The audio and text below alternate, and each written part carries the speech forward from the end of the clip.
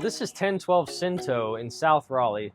My three favorite things about this house are, first of all, the cul-de-sac. You've only got 3 houses on the cul-de-sacs. Very quiet, hardly any cars, and it's flat.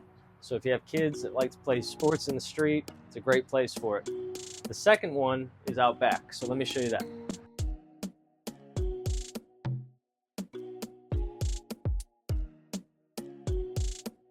So this is number 2, in-ground pool.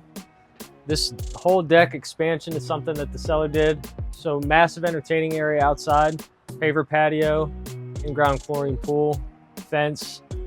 And then my third favorite thing about this house is the yard. Because of where it sits in the cul-de-sac, so the yard runs all the way along that fence line, all the way to the back.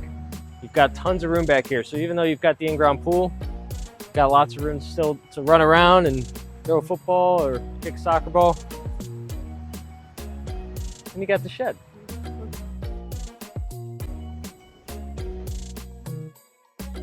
We've got open houses from 1 to 3 Saturday, 2 to 4 Sunday, asking $485. It's a 3-bed, 2.5 bath, about 2,500 square feet. Come check it out.